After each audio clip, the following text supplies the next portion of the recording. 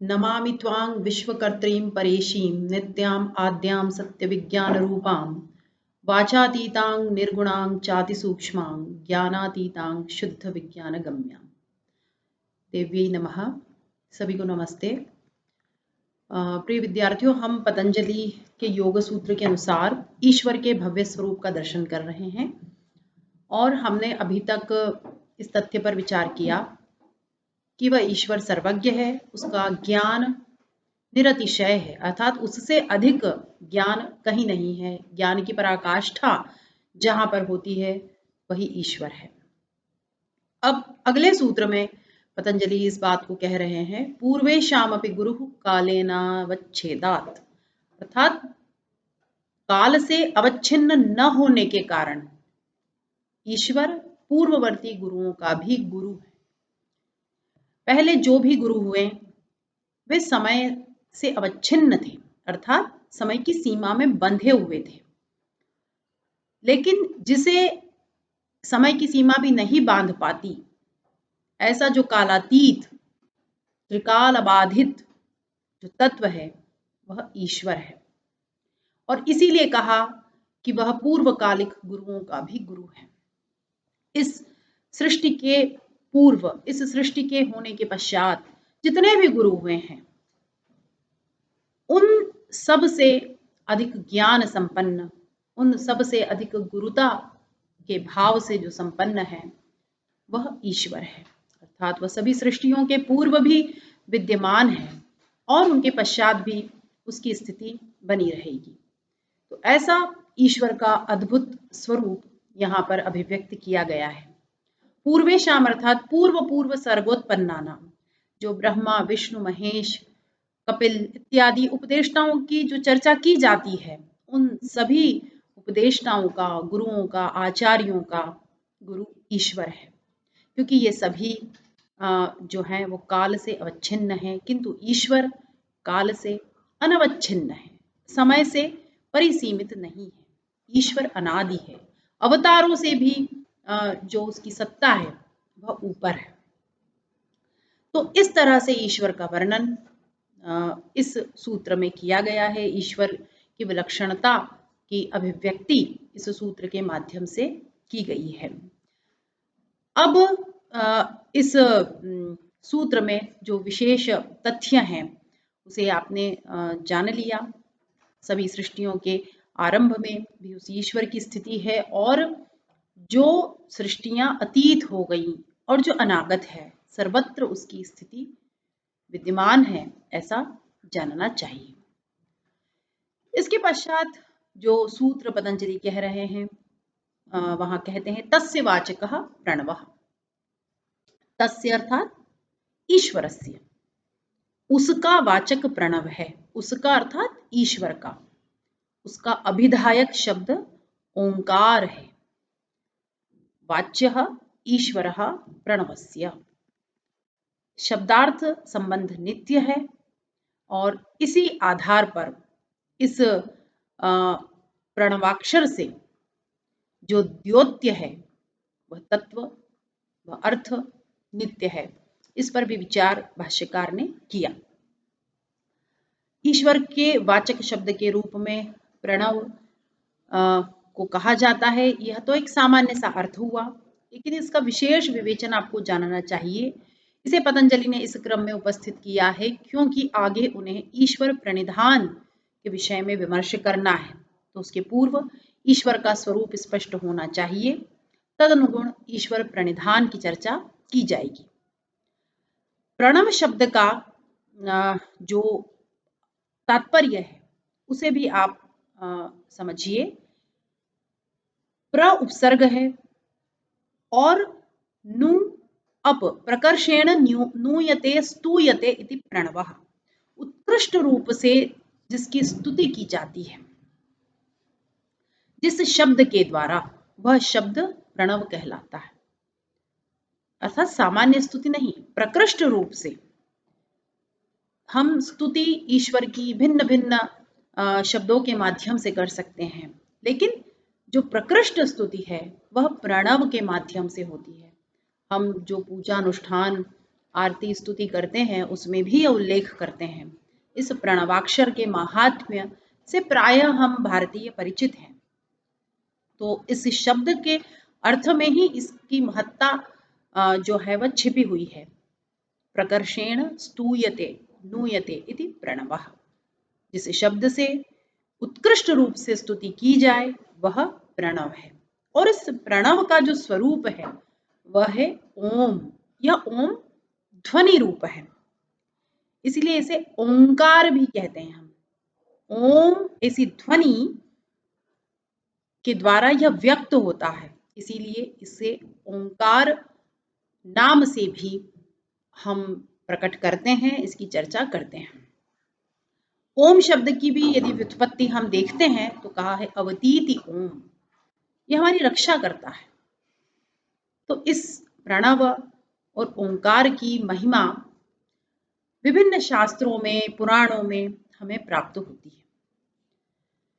तो ईश्वर ओंकार का अभिधेय अर्थ है और ओम वाचक शब्द है, अर्थात प्रणव वाचक शब्द है और ईश्वर उसका वाच्यार्थ है। अब प्रश्न होता है कि यहाँ पर जो वाच्यवाचक भाव संबंध है वहां इस ओंकार और ईश्वर का वाच्यवाचक भाव संबंध संकेत से उत्पन्न होता है या फिर द्योतित होता है। जैसे कि दीपक का प्रकाश होता है तो किसी अंधकार से युक्त प्रकोष्ठ में बहुत सारी वस्तुएं पूर्व से विद्यमान हैं किंतु वे दिखाई नहीं दे रही है, लेकिन जैसे ही दीपक प्रज्वलित किया जाता है और उसका प्रकाश होता है तो वे सभी वस्तुएं द्योतित हो जाती हैं, प्रकट हो जाती हैं, उत्पन्न नहीं होती, वे तो पहले से थी वहां। तो प्रश्न यही होता है कि ये जो संबंध है ये उत्पन्न होता है या द्योतित होता है। तो भाष्यकार इन दो विकल्पों में यह उत्तर देते हैं कि यह संबंध जो है वो वाच्यवाचक भाव संबंध संकेत द्योत्य है, क्योंकि मैंने अभी पूर्व में भी कहा कि शब्द अर्थ का संबंध नित्य है, ऐसा हमारे आगमों में, हमारे शास्त्रों में, दर्शनों में माना गया है और ये सत्य भी है। तो यहाँ पर भी वाच्यवाचक भाव संबंध संकेत द्योत्य है। इन दोनों विकल्पों में से इस विकल्प को अंगीकृत करते हैं व्यास भाष्य में और अन्य टीकाकार भी इसे स्वीकार करते हैं और इसमें एक उदाहरण भी प्रस्तुत करते हैं कि जैसे पिता और पुत्र का संबंध होता है तो जन्म काल से ही वह अवस्थित होता ही है, लेकिन उसे द्योतित करके हम दूसरों को बताते हैं और कहते हैं कि यह इसका पिता है, यह इसका पुत्र है, इस प्रकार से। लेकिन इसके बीच में ऐसा नहीं कि कहने से वह संबंध उत्पन्न हुआ है, ऐसा नहीं, वह संबंध केवल द्योतित हुआ है। इसी प्रकार से प्रणव अर्थात वाचक शब्द और उस ईश्वर का संबंध है और शब्दार्थ संबंध नित्य होता है, इसे व्याकरण शास्त्र भी मानता है और अन्य अन्य शास्त्रों में भी इस विषय पर चर्चा की गई है। ईश्वर कृत संकेत के द्वारा ही प्रतिसर्ग में यह जो संबंध है वह प्रकाशित हो जाता है, उसमें भी ईश्वर की कृपा ही हेतु होती है। और यह जैसे व्यवहार परंपरा होती है वह भी नित्य है। जो पहले सर्ग में अर्थात जो पिछली सृष्टि थी वहां जिसे घट कहा जाता था, जिसे पट कहा जाता था, अर्थात जो वृक्ष शब्द से द्योतित होता था, जो घट शब्द से द्योतित होता था, वह दूसरी सृष्टि में भी उसी अर्थ में प्रकट हो जाता है क्योंकि वह अपनी प्रकृति में लीन हो गया था। इसीलिए शब्द और अर्थ का जो संबंध है वह नित्य माना गया है और यह सभी सर्गों में चलता रहता है। यह सदृश व्यवहार है और यह व्यवहार परंपरा नित्य है। इस तरह से इस वाचक और वाच्य, शब्द और अर्थ के संबंध पर भी भाष्यकार ने चर्चा की है। अब जो इस संबंध को जानता है कि यह संबंध नित्य है, ऐसा जो योगी है उस योगी के लिए अग्रिम सूत्र कहा गया तज्जपस तदर्थ भावनम। तत् अब पिछले सूत्र से अन्वय कीजिए। तत् अर्थात उस प्रणवाक्षर का, उस ओंकार का जप और उसके अर्थ की, अर्थात अर्थ क्या है? ईश्वर, और शब्द क्या है? वह प्रणव ओम, लेकिन अर्थ क्या है? ईश्वर। तो उस ओंकार के जप के माध्यम से उसके अर्थ अर्थात ईश्वर की भावना करनी चाहिए उन योगियों को जो इस संबंध को जान गए हैं, जिस वाच्य वाचक नित्य संबंध की हमने अभी चर्चा की, इस संबंध को जिन्होंने जान लिया है।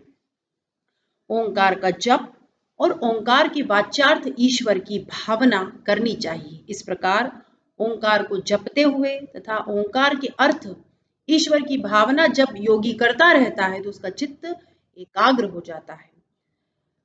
इस तरह से अनेक पुराणों में इसकी चर्चा की गई है।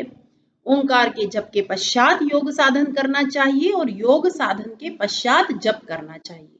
तो जप और योग की सिद्धि से परमात्मा का साक्षात्कार अवश्य होता है।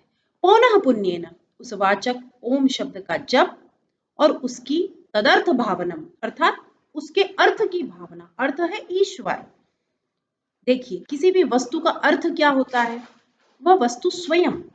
जैसे हमने इसे कहते हैं कुंचिका। कुंचिका वाचक है, शब्द है, लेकिन कुंचिका शब्द का अर्थ क्या है? ये वस्तु स्वयं।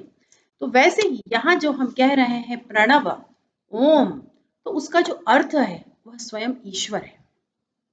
तो उस अर्थ की भावना निरंतर उसे करनी चाहिए, उसी में उसका चित्त निविष्ट होना चाहिए, तब ईश्वर के अनुग्रह से उसकी समाधि सिद्ध होती है। तो इस प्रकार यहाँ पर हमने देखा कि चित्त की एकाग्रता के लिए इस जप की महत्ता का प्रतिपादन इस सूत्र में किया गया है और निरंतर प्रणव के जप से परमात्मा प्रसीदति अर्थात वह प्रसन्न हो जाता है, वह हमारे ज्ञान को प्रकाशित कर देता है और जो अंततः जो प्राप्तव्य है कैवल्य असंप्रज्ञात समाधि, उसकी सिद्धि होती है। तो इस तरह से आपने ईश्वर का स्वरूप भी देखा और उसके अनुग्रह पर भी हमने विमर्श किया कि किन किन रूपों में, किन किन मार्गों से वह कृपा प्राप्त की जा सकती है। तो आज के पाठ को हम यहीं रोकेंगे और कल फिर हम देखेंगे कि आगे मुनि पतंजलि ईश्वर के स्वरूप के विषय में किस तरह का विवेचन प्रस्तुत कर रहे हैं। सभी को धन्यवाद।